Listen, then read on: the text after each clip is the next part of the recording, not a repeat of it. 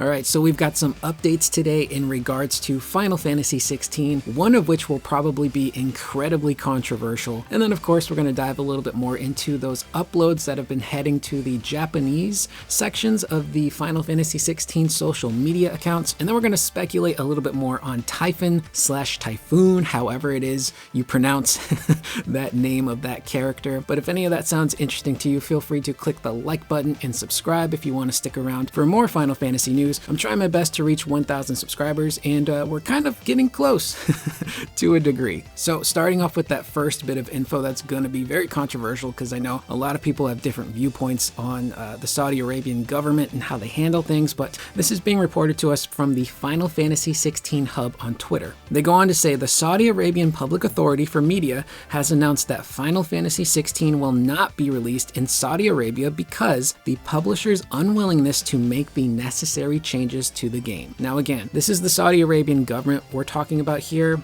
It's an incredibly strict government. In a lot of ways, it's very bass-ackwards with how they treat people and view people. And they're incredibly strict with the media that they let into their country.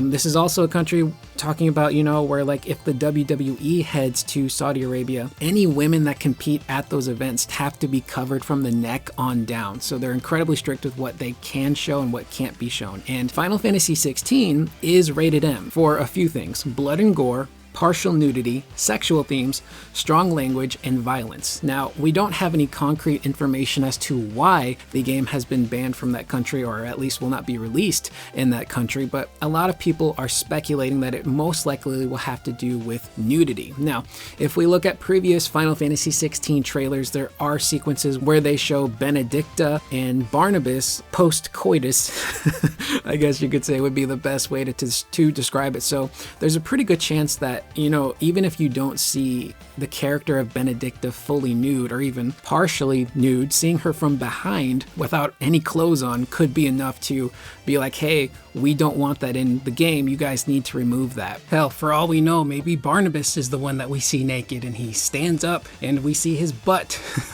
or his dingus in full view or partial view. So there's so much speculation flying around on what it could be. There are some people saying that a certain character in the game might be gay. Spoiler alert if you don't want to know who that is, but people are saying that it might be Dion Lessange, or as I said, Dion Lessange in a previous video, because it's a very fancy, like French kind of sounding name. It's very fun to say. So there's speculation that perhaps his character is gay. And of course, the way the LGBTQ community is portrayed in Saudi Arabia and treated, and how women are treated, it's just an absolute archaic mess. From that standpoint, 16 will not be released in Saudi Arabia. It does suck for the fans in Saudi Arabia who love Final Fantasy. They're going to have to find some way to get their hands on this game, whether it's creating different accounts or importing the game if they're somehow able to do that. But I don't even think they can get their hands on a physical copy of that game, unfortunately for them. But also, big props to Square Enix for not censoring their game. If there's something that's important to the game's story, then, props to them for not removing that. It's part of their vision and it needs to be in the game apparently. So that's that huge can of worms.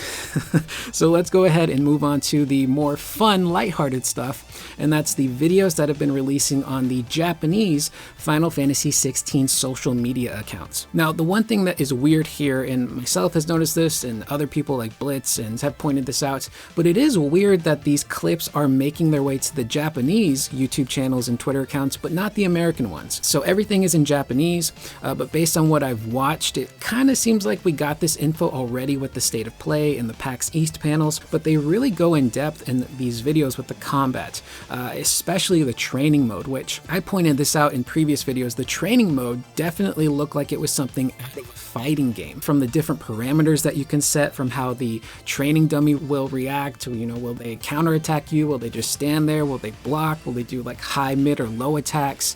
What kind of stats will Clive have? Will he be able to use limit breaks? Will he be invincible? Can you change, the speed of certain attacks? It looked pretty expansive, but seeing these videos, it's definitely a fighting game training mode. It's insane. And even just the layout of the training mode itself, you have your inputs on the left side of the screen, which is something out of, a training mode from a fighting game and even previous action games. You've got the controller layout itself on the right side of the screen, so you can see what buttons you're pressing when you press them, which is going to help a lot of people with their timing. Oh, like maybe I pressed the triangle button at the wrong moment and I'm pressing it way too early.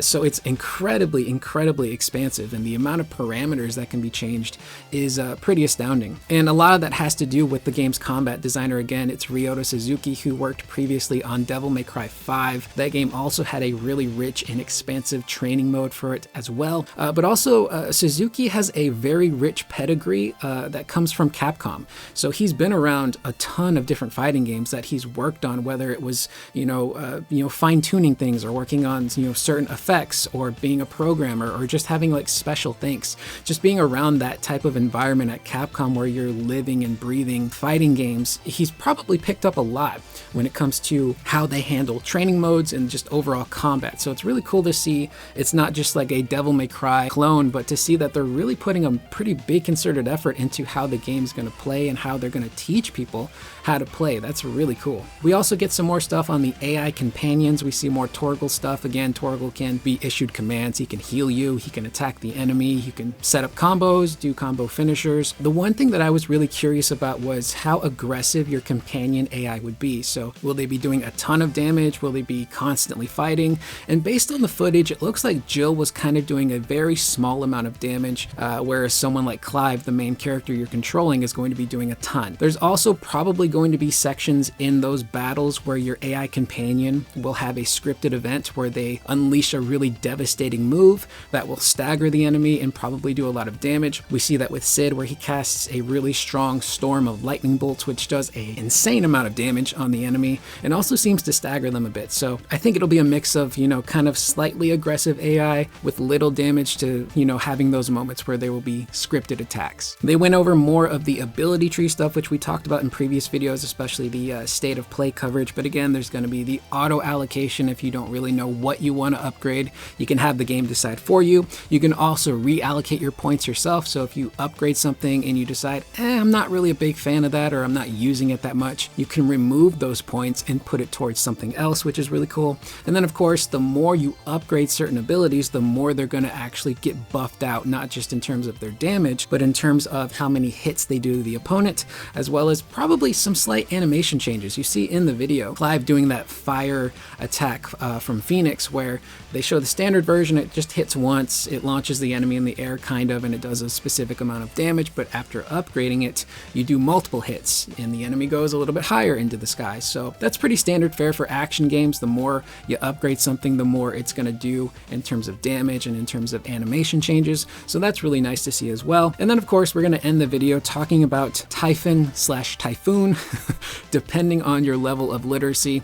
I speculated in previous videos, who the heck is this boss, this enemy that we're seeing? Are they an Eikon, or are they an enemy that's just so powerful that Clive needs to transform in order to actually do battle with them? Well, based on this video and based on what other people are saying, it looks like Typhon might actually be an Eikon. So that's pretty cool. It looks like there's going to be more Eikons in this game than they've shown in the trailers or even in marketing. I'm hoping and crossing my fingers for a Leviathan battle. That would be really awesome, just seeing what they could do with Leviathan in 16, especially with the combat. But it kind of leads to the question of who is Typhon's dominant? Who is Typhon? What is Typhon? Why is Typhon? Nobody really knows at this point. So it's going to be interesting to see what new characters pop up over the course of that story who are like, oh, by the way, I'm a dominant and this is my icon. And it also makes me wonder, are there going to be optional icon battles that are not in the main story? Can you go out of your way to maybe track down a Leviathan, so to speak, or a Diablos type enemy? I think the possibilities there are really cool, and that's super exciting to have potentially side icon battles that are optional but could give you some really cool rewards. So with that being said, that is pretty much the video. I am Curious Corduroy. Leave any of your guys' thoughts in the comments down below. How do you feel about 16 not heading to Saudi Arabia? What do you guys think of these training modes? Are you really excited? Are you familiar with Capcom games at all, or any previous fighting games? I'm a big Capcom fan myself. I just did a Capcom related video this week. So seeing those Capcom isms kind of make their way into not only a Square Enix game, but a Final Fantasy game is really cool. So also let me know, what do you guys think of Typhon? Who is Typhon? When do they show up? Do you think this is an optional boss? Do you think this is a main story boss? It's actually very intriguing. I I'd very much like to know more about that character. Leave those in the comments down below. I will see you guys in the next one. Please remember to always be excellent to one another.